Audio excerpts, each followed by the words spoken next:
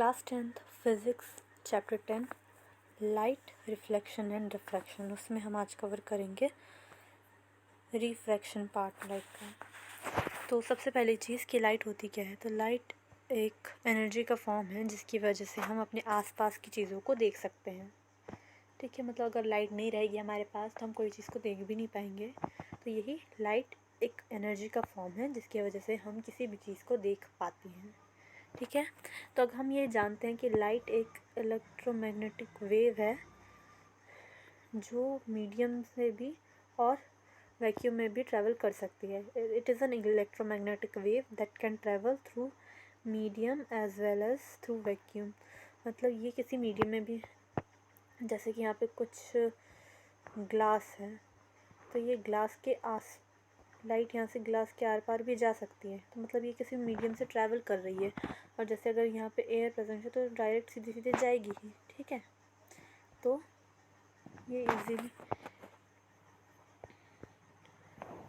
ठीक है, तो ये किसी मीडियम में भी जा सकती है और वैक्यूम में भी ट्रैवल कर सकती है। जैसे कि हमने क्लास 9th में देखा था साउंड के बारे में कि वो किसी मीडियम में ही जा सकता है, वो वैक्यूम में नहीं जा सकता। अगर उसके पास कोई मीडियम है ट्रैवल करने के लिए तभी वो मूव कर पाएगा। मतलब वो वेव से चलता है तो उसका अगर वेव उसमें मूवमेंट होगा, एक पार्टिकल दूसरे पार्टिकल को मूव करेगा, उसमें वाइब्रेशन होगा, तभी साउंड आगे ट्रैवल कर सकता है। बट लाइट के केस में ऐसा नहीं है।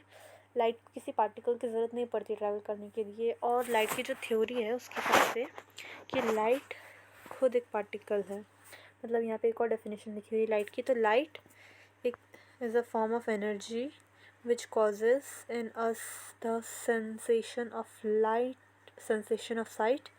Light propagates in a straight line. तो लाइट एक एनर्जी का फॉर्म है जिससे हमें देखने का सेंसेशन, जो हमारी सेंस होती है, साइट की सेंस जिससे हम देख पाते हैं, वो सेंस होती है हमारी 5 सेंस में से एक साइट, हाँ, जिससे हम देख पाते हैं। तो उसकी में हमें लाइट हेल्प करती है। उसी की वजह से, लाइट की वजह से ही हम किसी भी चीज़ को देख पाते हैं। तो जो लाइट है वो लाइट हमेशा स्ट्रेट लाइन में ट्रैवल करती है। ठीक है, मतलब लाइट ऐसे साउंड, जैसा साउंड है वो कोई भी चीज़ वो ऐसे ऐसे ऐसे ऐसे ट्रैवल करता है, बट लाइट है स्ट्रेट ट्रैवल करेगी हमेशा। ठीक है,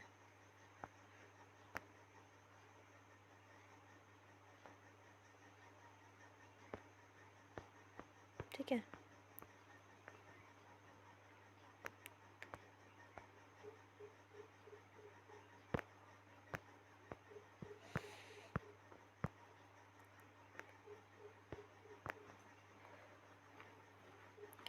ये हो गया। अब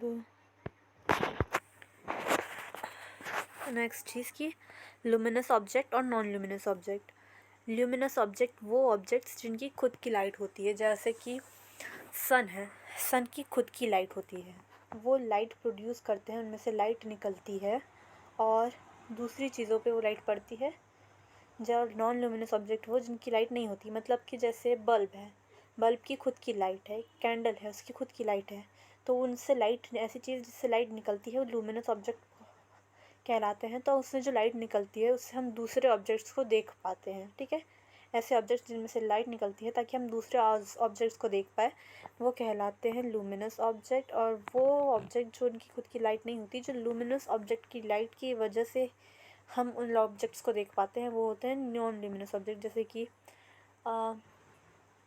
कोई भी चीज़, जैसे डोर, टेबल, चेयर, कोई भी चीज़ जिनकी खुद की लाइट नहीं होती, अगर हम किसी और चीज़ की लाइट उन पर डालेंगे तभी हम उन ऑब्जेक्ट्स को देख पाएंगे। ठीक है, तो ये हो गए नॉन लुमिनस ऑब्जेक्ट। तो अगर कोई भी कोई भी लाइट है किसी सरफेस पे जाती है, यहाँ पे अच्छे से दिया गया है इस डायग्राम में कि ये एक डायग्राम है, इसमें बहुत अच्छे से बताया गया है। अगर ये एक सरफेस है, इसमें से कोई भी लाइट रे इंसिडेंट हो रही है तो उसमें से क्या क्या हो सकता है। तो सबसे पहली चीज़ यहाँ पे आर दिख रहा होगा आपको कि ये रिफ्लेक्ट करेगी। मतलब ये है एक इंसिडेंट रे। ठीक है, ये कोई इंसिडेंट रे, मतलब कोई इंसिडेंट रे कि वो इंसिडेंट कर रही है सरफेस पे। ये एक सरफेस है जिसमें एक रे आ रही है, वो इंसिडेंट कर रही है, वो टकरा रही है तो वो कहलाती है इंसिडेंट रे। तो वो कोई भी अगर लाइट रे इंसिडेंट होगी तो किसी भी सरफेस पे 3 चीज़ें पॉसिबल है कि वो फर्स्ट कि वो ये रिफ्लेक्ट हो सकती है, मतलब ये आर रिफ्लेक्टेड बैक, कि अगर कोई भी लाइट रे इंसिडेंट हो रही है किसी सरफेस पे तो वो रिफ्लेक्ट कर सकती है या फिर वो रिफ्रैक्ट कर सकती है, मतलब ट्रांसमिट कर सकती है, एमिट कर सकती है कि इस सरफेस में से वो बाहर निकल गई। और बाहर निकलने में वो रिफ्रैक्शन कहलाता है, मतलब बाहर निकलेगी तो मीडियम के हिसाब से अपना वे पाथ चेंज करेगी। तो रिफ्रैक्शन हम आगे वाले वीडियोस में जानेंगे। तो वो रिफ्रैक्ट कर सकती है, मतलब उसको सरफेस के पार जा सकती है, ठीक है। अब सरफेस के पार जाएगी तो उसका वो पाथ चेंज होगा, और वो जो पाथ चेंज होता है वही रिफ्रैक्शन कहलाता है। तो उसे हम आगे जानेंगे, ठीक है। तो या तो वो रिफ्लेक्ट कर सकती है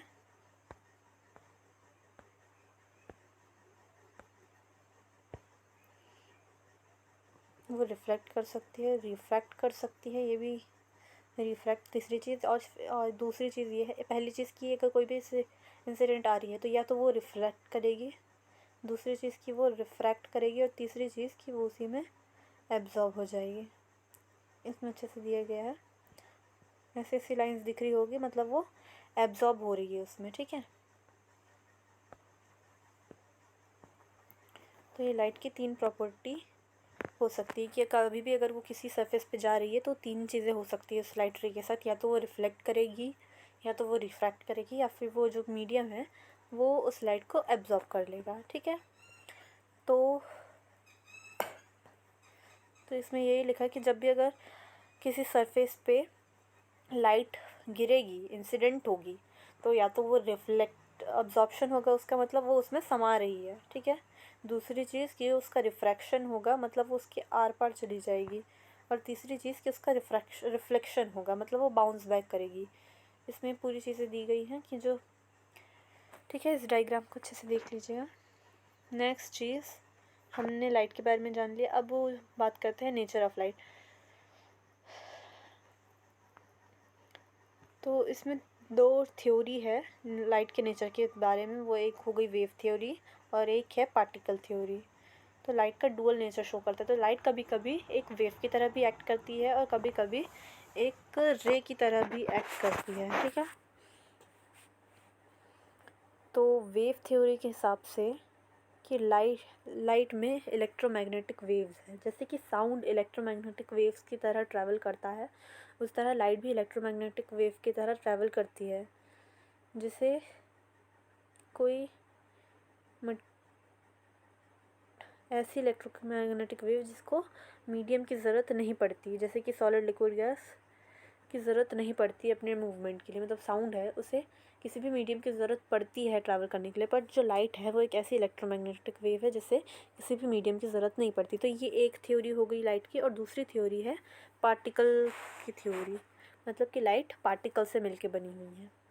जैसे हमने साउंड के बारे में बात की थी कि साउंड को मीडियम की ज़रूरत होती है, वो पार्टिकल्स की ही मूवमेंट के थ्रू साउंड आगे बढ़ सकता है। और लाइट खुद के पार्टिकल्स होते हैं, मतलब लाइट को किसी और पार्टिकल्स की ज़रूरत नहीं पड़ती, बट उसके खुद के पार्टिकल होते हैं। और वो पार्टिकल ऐसे होते हैं कि उनका कोई मास नहीं होता। इसमें लिखा है light is composed of particles. Light particle से मिलकर बनी हुई है जो ट्रैवल करते हैं एक स्ट्रेट लाइन में और बहुत ज़्यादा स्पीड में। लाइट के पार्टिकल्स होते हैं जिनका कोई मास तो नहीं होता, लेकिन वो ट्रैवल करते हैं और स्ट्रेट लाइन में ही ट्रैवल करते हैं। वो इधर उधर ट्रैवल नहीं कर सकते, वो स्ट्रेट लाइन में ट्रैवल करते हैं और बहुत हाई स्पीड में। तो उन पार्टिकल्स को कहा जाता है फोटॉन। लाइट के पार्टिकल्स को क्या कहा जाता है? फोटॉन। ये MCQ fill in the blanks में पूछा जा सकता है। The modern theory of light, called quantum theory of light, combines both wave and particle model of theory। तो अभी जो न्यू थ्योरी आई है लाइट की, तो उसे क्वांटम थ्योरी कहा जाता है, ठीक है, जिसमें वो वेव नेचर और पार्टिकल नेचर दोनों के बारे में ही बात करती है, ठीक है। तो अब हम बात करते हैं रिफ्लेक्शन ऑफ लाइट की। The process of bouncing back of light रे which falls on the surface of object is called refraction of light. तो जब भी अगर लाइट रे है किसी भी ऑब्जेक्ट की सरफेस पे अगर वो गिर रही है, एक फॉल हो रही है, ठीक है, जैसे कि ये एक सरफेस है, इस पे अगर कोई लाइट रे आके फॉल हो रही है, गिर रही है, तो उसमें से अगर वो बाउंस बैक कर जाएगी तो वो कहलाएगा रिफ्लेक्शन। जैसे ये एक सरफेस है, एक रिफ्लेक्टिंग सरफेस है, इसमें से लाइट बाउंस बैक करेगी, यहाँ से आई और यहाँ से चली गई, ये बाउंस बैक हुआ है लाइट का, तो ये कहलाएगा रिफ्लेक्शन ऑफ लाइट, ठीक है। अब नेक्स्ट चीज़, the object having polish, shining, smooth surface reflect more light than objects having unpolish surface. मतलब ये कि ऐसी सरफेसेस जो बहुत ज़्यादा पॉलिश्ड है, उनकी बहुत ज़्यादा शाइन है, स्मूथ है, पॉलिश्ड है, तो वो ज़्यादा लाइट रिफ्लेक्ट कर सकती है एज़ कम्पेयर टू वो सब सरफेसेस जिनकी जो पॉलिश्ड नहीं है, जो डल है, जो रफ सरफेस है। जैसे कि अगर हमारे पास कोई मिरर है तो मिरर कैसा होता है, ध्यान से देखना कि वो एक बहुत ज़्यादा स्मूथ सरफेस रहती है उसकी, और उसके पीछे पे पॉलिश लगी रहती है जिंक की, जो हमारे नॉर्मल मिरर होते हैं। वैसे ज़्यादातर सबसे अच्छा रिफ्लेक्टिंग सरफेस के लिए सबसे अच्छी रिफ्लेक्टिंग पॉलिश होगी सिल्वर की, बट सिल्वर हम यूज़ नहीं कर सकते, इसलिए हमारे घर के नॉर्मल मिरर्स में जिंक की पॉलिश लगी रहती है।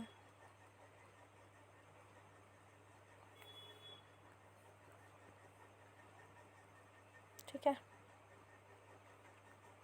और अगर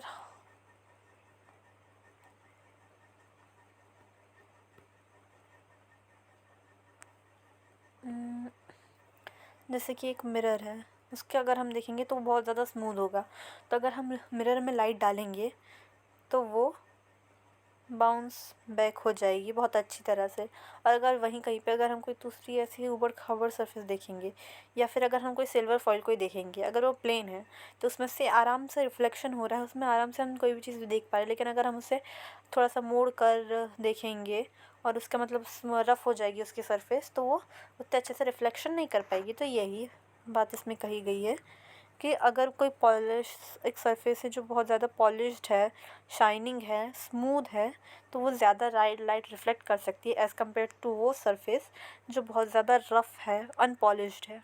ठीक है। तो silver metal is one of the best reflector of light. Silver metal reflection बहुत अच्छे से करता है, सिल्वर मेटल की वजह से बहुत अच्छे से रिफ्लेक्शन होता है। मिरर में अगर सिल्वर की कोटिंग लगी हुई है तो उसमें बहुत अच्छे से रिफ्लेक्शन होगा, बहुत ब्राइट रिफ्लेक्शन में दिखने को मिलेगा। ठीक है। तो अगर हम हर जगह तो सिल्वर लगा नहीं सकते, तो इसलिए हमारे नॉर्मल मिरर्स में जिंक की कोटिंग लगी रहती है। ठीक है। अब बात करते हैं beam of light. A bundle of light rays is beam of light. मतलब बहुत सारे लाइट रेज जब साथ में मिलती हैं, बहुत सारी लाइट रेज साथ में चलती हैं, बंडल बनाती हैं ये लाइट रेज का, तो वो कहलाती है बीम ऑफ लाइट। इसे थोड़ा अच्छे से एक्सप्लेन करती हूँ मैं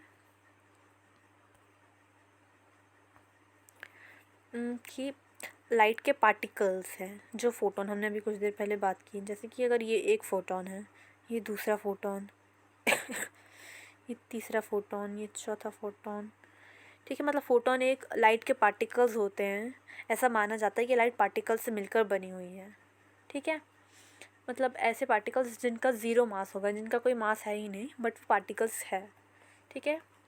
तो जैसे ये फ़ोटोन है, अगर ये एक साथ एक लाइन में फ़ोटोन चल रहे हैं, मतलब ये हमने देखा कि फ़ोटोन बहुत ज़्यादा छोटे साइज़ के होते हैं, इनका बिल्कुल मास नहीं होता, और ये बहुत ज़्यादा स्पीड में ट्रैवल करते हैं और एक स्ट्रेट लाइन में ट्रैवल करते हैं। जैसे बहुत सारे फ़ोटोन अगर एक स्ट्रेट लाइन में ट्रैवल कर रहे हैं, ठीक है, तो ये कहलाती है एक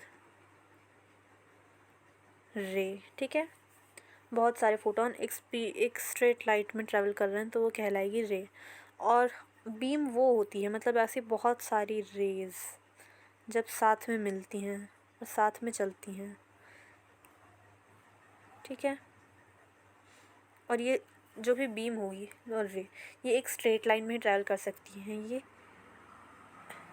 ऐसे ऐसे ट्रैवल नहीं कर सकती, वो हमेशा ऐसे स्ट्रेट लाइन में ही ट्रैवल करेंगी, ठीक है।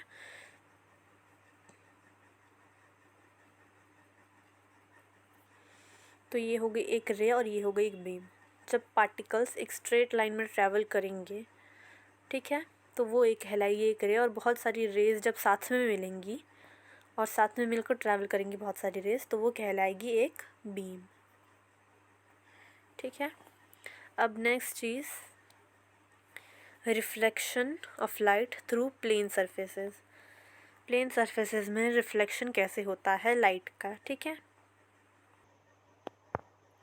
ठीक है, तो अब बात करते हैं reflection of light from plane surfaces, कि प्लेन सरफेस पे से रिफ्लेक्शन किस तरह से होता है। तो सबसे पहली चीज़ incident ray. Incident ray, point of incident, reflected ray, normal, ठीक है। तो इसमें अच्छे से बताया गया है कि इंसिडेंट रे, एक इंसिडेंट रे, जैसे ये डायग्राम में आप अच्छे से देख सकते हैं, ये एक प्लेन मिरर है पी क्यू डिस्टेंस, ये एक प्लेन मिरर है और इसमें से जो ए ओ लाइट आ रही है, ए ओ लाइट इस जगह पे गिर रही है, ठीक है। तो ये एक इंसिडेंट रे है, इसमें लिखा हुआ इंसिडेंट रे, ठीक है। ए ओ एक इंसिडेंट रे, वो लाइट जो किसी भी ऑब्जेक्ट पर गिरती है, जैसे इसमें लिखा है incident ray, the ray of light which falls on mirror surface is called the ray of incidence. Incident ray वो लाइट रे होती है जो किसी सरफेस पे गिरती है, जैसे ये एक मिरर है, इसमें आ रही है, ये आके गिर रही है, जैसे ये देखिए, ये इस तरह ये इधर ट्रैवल कर रही है और वो जाके पॉइंट ओ पर गिर जाएगी, ठीक है। तो ये है एक इंसिडेंट रे।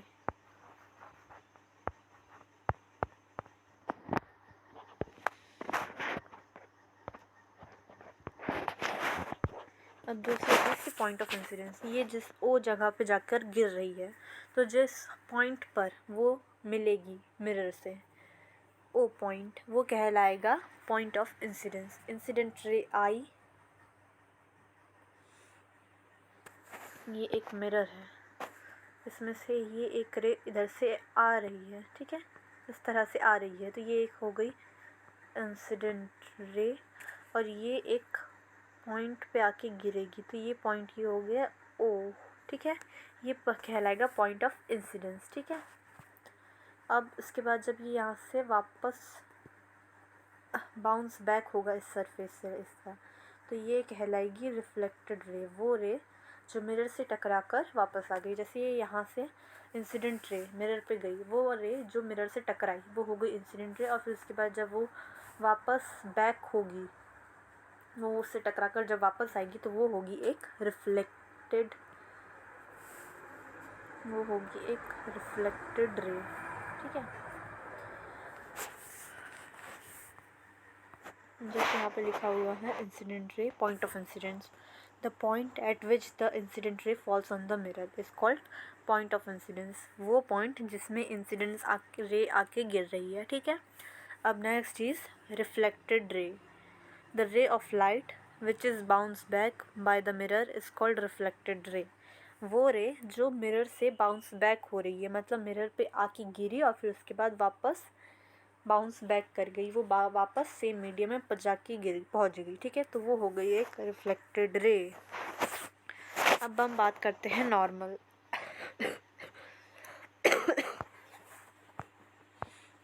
अगर हम नॉर्मल इसमें देखें तो इसमें दिखा रहा है एक NO, ठीक है, NO एक नॉर्मल है, ठीक है, मतलब वो एक, जैसे ये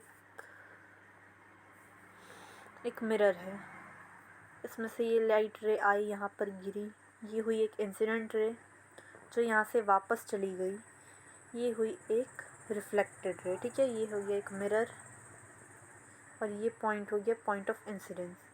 अब इसमें एक और जो सब इम्पॉर्टेंट चीज़ है वो है नॉर्मल, ठीक है। ये एक इमेजिनरी लाइन है जो पैरेलल हो जो परपेंडिकुलर मिरर के सरफेस से लिया जाता है। मतलब मिरर के सरफेस पे एक परपेंडिकुलर मतलब 90 डिग्री, मिरर के सरफेस पे एक 90 डिग्री पे एक लाइन इमेजिन की जाती है, वो है नॉर्मल। ठीक है, वो एक इमेजिनरी लाइन नॉर्मल कही जाती है। ठीक है, नॉर्मल ये एक परपेंडिकुलर होता है मिरर के सरफेस पे, मतलब मिरर से 90 डिग्री का एंगल बना के एक इमेजिनरी लाइन ड्रॉ की जाती है। जैसे यहाँ पे देख सकते हैं आप नॉर्मल, और कोई भी जब एंगल बनाएंगे इंसिडेंट रे और रिफ्लेक्टेड रे का जो भी एंगल है वो तो नॉर्मल से ही गिना जाता है। जैसे कि यहाँ पे laws of reflection of light, reflection को पढ़ने के लिए 2 लॉ दिए गए हैं। कभी भी लाइट का रिफ्लेक्शन होगा किसी भी जगह पे तो वो हमेशा ये 2 लॉ, लाइट रिफ्लेक्शन के ये 2 लॉज को हमेशा फॉलो करेगा। तो इसमें पहला लॉ ये है, angle of incidence is equal to angle of reflection. ठीक है, तो इसका डायग्राम भी इसी को हम देख सकते हैं। ये जो डायग्राम है इसमें हम दोनों लॉ देख सकते हैं। मतलब ये इंसिडेंस रे है और ये रिफ्लेक्टेड रे है। अब जो एंगल ऑफ इंसिडेंस होगा वो होगा एंगल ऑफ रिफ्लेक्शन के इक्वल, और ये जो एंगल है ये हमेशा नॉर्मल से लिया जाता है। मतलब ये नॉर्मल लाइन है, तो इससे और नॉर्मल लाइन और इंसिडेंस के बीच का जो एंगल बनेगा वो होगा एंगल ऑफ इंसिडेंस। ठीक है, एंगल आई। और ये नॉर्मल और रिफ्लेक्टेड रे के बीच का जो एंगल बनेगा वो होगा angle r, angle of reflection. ठीक है, मतलब एंगल ऑफ आई और angle of r, angle of incidence and angle of reflection हमेशा इक्वल होंगे। मतलब यहाँ से जितनी डिग्री का एंगल आ रहा है यहाँ से भी उतनी ही डिग्री का एंगल बनेगा, और ये एंगल कभी भी ऐसा इधर का नहीं गिना जाता, ये एंगल हमेशा नॉर्मल से ही गिना जाता है। ठीक है,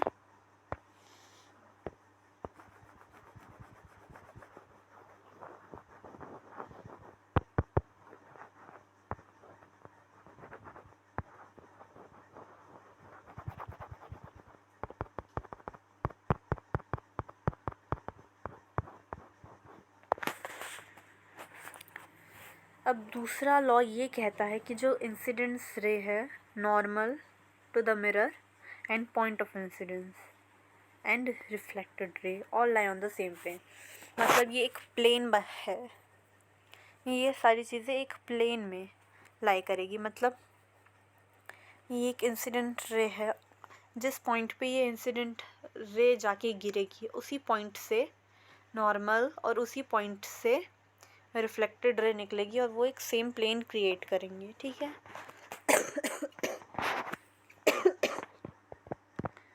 ठीक है, ये एक प्लेन क्रिएट करेंगे। A light ray is incident normally और perpendicular on a mirror reflected on the same path because angle I and angle R will be equal to 0। मतलब अगर कोई भी लाइट रे परपेंडिकुलर गिरेगी, जैसे कि ये एक मिरर है और इसमें अगर हम ये नॉर्मल बना ले इसका, ठीक है, तो अगर कोई लाइट रे आ रही है परपेंडिकुलर आ रही है तो वो उसी रास्ते वापस चली जाएगी। मतलब लाइट रे यहाँ से आई तो फिर वो रिफ्लेक्शन के बाद भी यहीं से वापस चली जाएगी, क्योंकि उसका एंगल आई और एंगल आर इक्वल रहेगा। ठीक है, मतलब इंसिडेंट रे का एंगल और रिफ्लेक्टेड रे का एंगल बराबर रहेगा। मतलब दोनों नॉर्मल से 0 डिग्री के एंगल पे ही बनेंगे। ठीक है, दोनों का एंगल बराबर रहेगा। तो ये एक नॉर्मल है, नॉर्मल से अगर वो नॉर्मल से 0 डिग्री का एंगल बनाकर इंसिडेंट रे आएगी तो वो 0 डिग्री का एंगल बनाकर ही वापस जाएगी, इसलिए वो अपना रास्ता वापस बैक ट्रेस करेगी अपने रास्ते को। अगर कोई परपेंडिकुलर रे आ रही है लाइट की मिरर पे तो वो बिना कहीं रिफ्लेक्शन का, उसका बिना कोई एंगल बनाए उसी रास्ते वापस आ जाएगी, क्योंकि उसका इंसिडेंस का एंगल जो होगा वो 0 होगा और वो 0 से ही वापस चली जाएगी। ठीक है,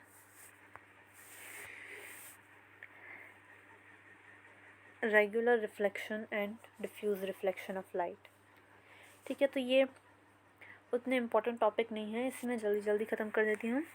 in regular reflection, a parallel beam of incident light is reflected as parallel in one direction only. Regular reflection of light occurs from smooth surface like that of plane mirror or highly polished metal surface.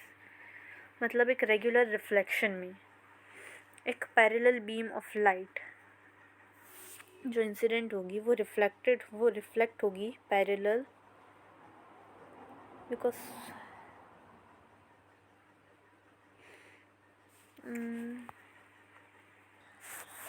इसमें ये बताया गया है कि अगर एक plane surface है उसमें से कोई भी लाइट रेस पैरेलल आएगी तो वो एक ही डायरेक्शन में जाएगी, एक ही डायरेक्शन में वो रिफ्लेक्ट होगी। ठीक है, और अगर इसमें दूसरा चीज़ बताया गया है डिफ्यूज़ रिफ्रैक्शन, तो डिफ्यूज़ रिफ्रैक्शन में अगर कोई भी पैरेलल बीम आ रही है लाइट की वो रिफ्लेक्ट करेगी अलग अलग डायरेक्शन में। मतलब ये डायग्राम देखिए, इसमें मैं इसे अच्छे से दिखा देती हूँ। अगर ये सरफेस है, ऐसी ऊबड़ खाबड़ सरफेस है, तो इसमें लाइट रेज अगर पैरेलल भी आ रही है तो कहीं किसी भी डायरेक्शन में जा रही हैं, किसी भी डायरेक्शन में वो रिफ्लेक्ट कर रही हैं। ठीक है, और इससे पहले वाले डायग्राम में एक प्लेन सरफेस है, अगर वो इंसिडेंट करेंगी तो वो एक ही लाइन में ट्रैवल करेंगी, वो पैरेलल ही रहेंगी। ठीक है, ये हो गया एक रेगुलर रिफ्लेक्शन। और डिफ्यूज़ रिफ्लेक्शन वो कि वो लाइट आ रही तो पैरेलल है बट जा रही किसी भी डायरेक्शन में है। ठीक है, अब नेक्स्ट चीज़ है ऑब्जेक्ट्स के बारे में। ठीक है, तो ऑब्जेक्ट क्या चीज़ होती है? ऑब्जेक्ट वो चीज़ जिसमें से लाइट निकलती है, ईदर कि वो लाइट उसकी खुद की है या फिर वो एक नॉन लुमिनस ऑब्जेक्ट है, किसी और पर उसकी लाइट जाके टकरा रही है और मिरर पे आ रही है। ठीक है, मतलब एक मिरर है, उसके सामने कोई चीज़ रखी हुई है, इवन वो एक कैंडल हो सकती है जिसमें से उसकी खुद की लाइट रेज निकल के आ रही है। ठीक है, तो वो लाइट रेज आएगी, जैसे अगर ये कैंडल है तो इसमें से लाइट रेज उसकी निकल के आ रही है और वो मिरर से टकरा रही है। ठीक है, ये भी कोई भी ऑब्जेक्ट है तो उसमें से लाइट रेज निकलेगी। ठीक है, तो चाहे वो एक ऑब्जेक्ट ऐसा है जिसकी खुद की लाइट रेज हो, जैसे कि एक कैंडल, या फिर कोई ऐसी चीज़ जैसे कि एक बॉल, इसमें से लाइट रे इस पे गिर रही है और इससे जाके मिरर से टकरा रही है। ठीक है, तो ऐसे कोई भी चीज़ ऑब्जेक्ट कहला सकती है जो उससे लाइट रे निकलती है। जैसे कि अगर हम भी मिरर के सामने खड़े हैं तो हमारी बॉडी में से भी लाइट रेज निकलेगी जो मिरर में टकराएगी। ठीक है, मतलब मिरर में इमेज बनाने के लिए हमें लाइट रेज की ज़रूरत पड़ती है। कोई भी ऑब्जेक्ट जो मिरर के सामने रखा है उसमें से लाइट रेज निकलेंगी जो मिरर में टकरा कर वो इमेज बनाएंगी। ठीक है, तो अब वो लाइट हमारी खुद की भी हो सकती है या फिर किसी और भी चीज़ से हो सकती है। जैसे हमने टॉर्च दिखाया तो टॉर्च में से एक रियल लाइट रेज निकलेंगी और वो वहाँ पर जाकर इमेज बनाएंगी। ठीक है, तो अब इमेज क्या होता है? दूसरी चीज़ जो हमारी ज़रूरी चीज़ है वो है इमेज। इमेज एक ऑप्टिकल अपीयरेंस है, जैसे कि हमने अभी एग्जांपल देखा बॉल का, तो ये बॉल है, यहाँ पे रखी हुई है। अगर ये बॉल में से इसमें से लाइट रेज निकलेंगी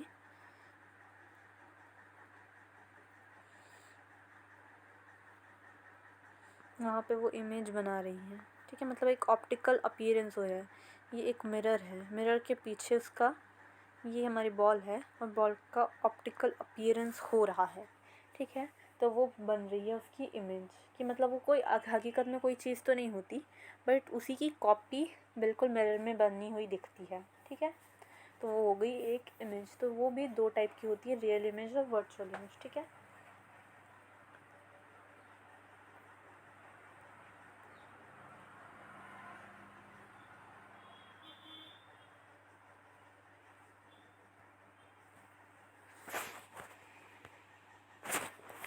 तो मेरे ठीक है, तो इमेज दो टाइप की होती है, रियल इमेज और वर्चुअल इमेज। तो रियल इमेज वो इमेज होती है जो किसी भी स्क्रीन पर ऑब्टेन की जा सकती है। मतलब कि ऐसी इमेज जो हमें मिरर के पीछे नहीं दिख रही है, उसे देखने के लिए हमें किसी स्क्रीन की ज़रूरत पड़ती है। जैसे कि कनकेव मिरर में जब इमेज बनती हैं ज़्यादातर, तो वो रियल इमेज होती है, उसे देखने के लिए हमें स्क्रीन की ज़रूरत पड़ती है।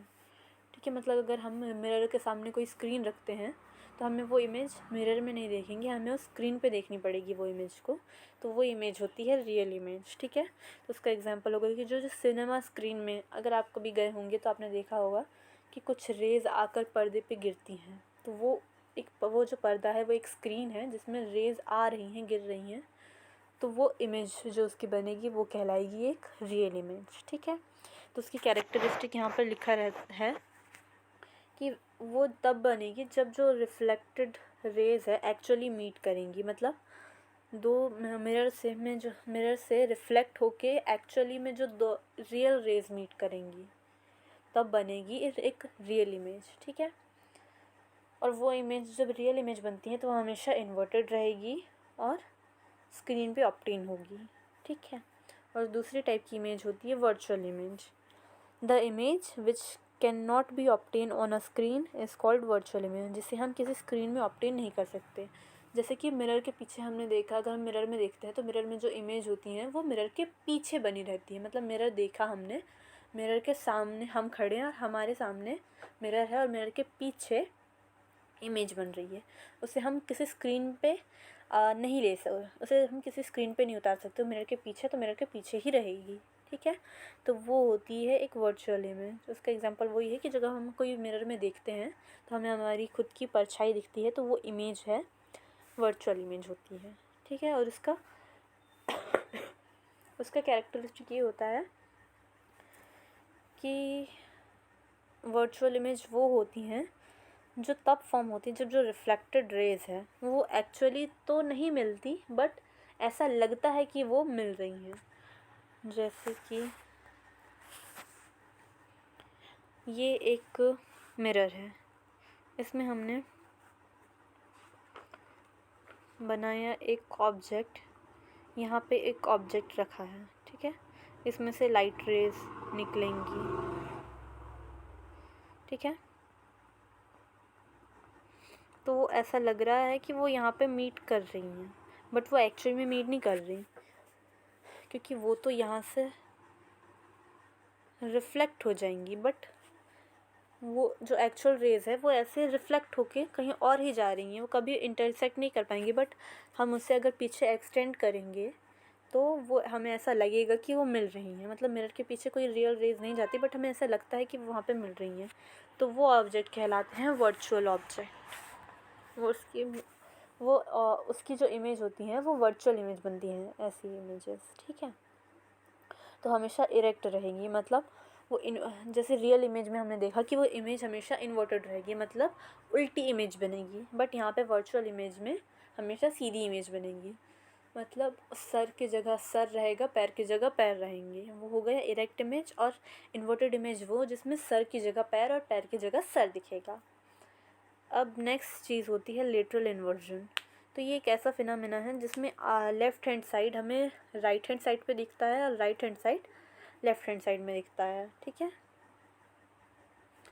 तो ये प्लेन मिरर में ऐसा होता है। जैसे अगर हम प्लेन मिरर को देखें तो उसमें हमें ये दिखेगा कि अगर हम अपना लेफ़्ट हैंड उठाते हैं तो मिरर में राइट हैंड हमें दिखेगा, राइट हैंड उठता हुआ दिखेगा, और हम जब राइट हैंड उठाते हैं तो उसमें लेफ़्ट हैंड उठता हुआ दिखेगा। तो यही होता है लेटरल इन्वर्जन। ठीक है, या फिर हमने जैसे एम्बुलेंस में देखा होगा, एम्बुलेंस इस तरह से कुछ लिखा हुआ रहता है उल्टा सीधा, और फिर जब हम मिरर में देखेंगे उसे तो वो सीधा दिखेगा। तो ये कहलाता है लेटरल इन्वर्जन। ठीक है, तो कोई भी ऑब्जेक्ट दो टाइप का होता है, एक पॉइंट साइज ऑब्जेक्ट हो सकते हैं या फिर extended object. Point size object वो ऑब्जेक्ट मतलब जो छोटे ऑब्जेक्ट हैं, जो पॉइंट साइज़ में जिसकी इमेज हमें दिखेगी। या तो वो ऑब्जेक्ट छोटा सा है तो हमें मिरर में वो छोटा सा दिखेगा, या फिर वो कहीं बहुत दूर रखा हुआ है तो मिरर में हमें उसकी इमेज छोटी ही दिखेगी। ठीक है, या फिर दूसरे टाइप के ऑब्जेक्ट होते हैं एक्सटेंडेड ऑब्जेक्ट, जो बड़े ऑब्जेक्ट्स रहते हैं, जो हमें मिरर में बड़ा ही दिखते हैं, बड़े रहेंगे या पास में रहेंगे। ठीक है, बस इतना ही है इसमें। और दूसरी चीज़ कि प्लेन मिरर से कैसी इमेजेस बनती हैं। तो अगर हमने कोई प्लेन मिरर बनाया है, इसके सामने अगर हमने कोई चीज़ रखी है तो उसके सामने जो इमेज उसकी बनेगी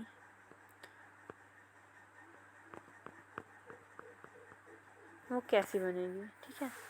तो इसमें जो उसका इमेज तो उसके जो इमेज में प्लेन मिरर में जो इमेज बनेगी वो वर्चुअल इमेज होगी। मतलब वो मिरर के पीछे बनेगी। उसमें ऐसा लगेगा कि उसमें लाइट रेज आके मिल रही है, बट वो एक्चुअल में लाइट रेज नहीं मिलती है। उसकी एक प्रतिबिंब, उसका जो इमेज बनती है वो वर्चुअल होती है, मिरर के पीछे बनती है। उसे हम किसी स्क्रीन में नहीं उतार सकते, ठीक है। ये हो गया फर्स्ट पॉइंट। और ये कैरेक्टरिस्टिक इम्पॉर्टेंट है, एग्ज़ाम में आ सकते हैं, प्लेन मिरर से कैसी इमेज बनती है, ठीक है। अब दूसरी चीज़ कि जो इमेज बनती है प्लेन मिरर में वो इरेक्ट होती है, मतलब सीधी होती है, इन्वर्टेड नहीं होती। मतलब हाथ की जगह, मतलब ऊपर जो है, ऊपर हमारा सर है तो हमें ऊपर पे सर ही दिखेगा और नीचे पे पैर ही दिखेंगे। ये होती है एक इरेक्ट इमेज। तो हमें प्लेन मिरर में इरेक्ट इमेज दिखेंगी। और थर्ड पॉइंट ये कहता है कि जो इमेज बनेंगी प्लेन मिरर में वो ऑब्जेक्ट के सेम साइज़ में होगी। जैसे मेरी डायग्राम में देख लो कि जितनी बड़ी इधर मिरर के सामने बॉल है उतनी ही बड़ी बॉल मिरर के पीछे भी है, मतलब same size as of the object. ये हो गया थर्ड पॉइंट। फर्स्ट पॉइंट ये कि वर्चुअल इमेज होगी। सेकंड पॉइंट कि इमेज इरेक्ट होगी। थर्ड पॉइंट कि same size as of the object, कि जितना साइज़ ऑब्जेक्ट का है उतना ही साइज़ इमेज का भी होगा, ठीक है। अब फोर्थ पॉइंट ये कहता है कि जो इमेज बनेंगी प्लेन मिरर से वो सेम डिस्टेंस पे बनेगी जितना ऑब्जेक्ट उसके सामने। मतलब ये मिरर के पीछे जो ऑब्जेक्ट रखा है, मिरर के पीछे मिरर से ऑब्जेक्ट का जो डिस्टेंस है उतने ही डिस्टेंस पे इमेज बनेगी, ठीक है, जो इस डायग्राम में दिख सकता है।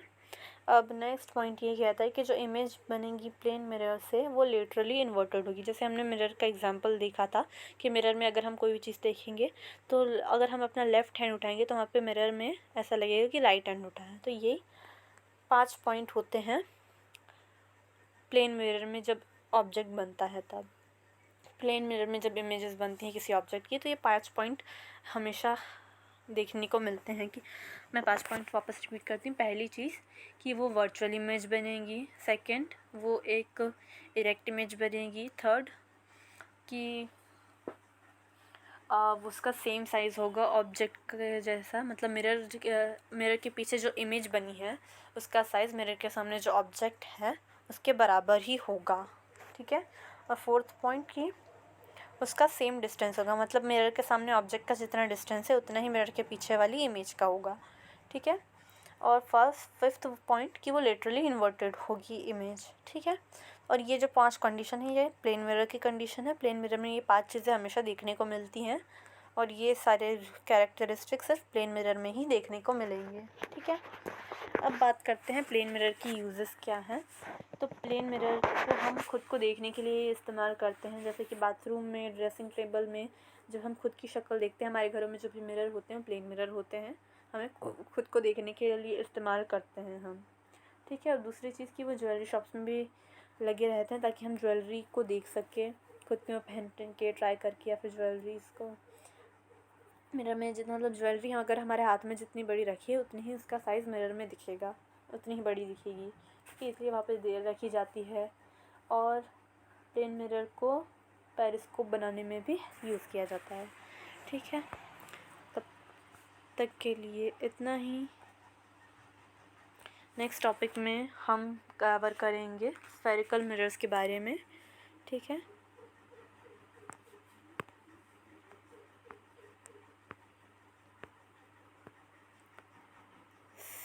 स्फेरिकल मिरर के बारे में हम नेक्स्ट टॉपिक में पढ़ेंगे। तब तक के लिए बाय बाय।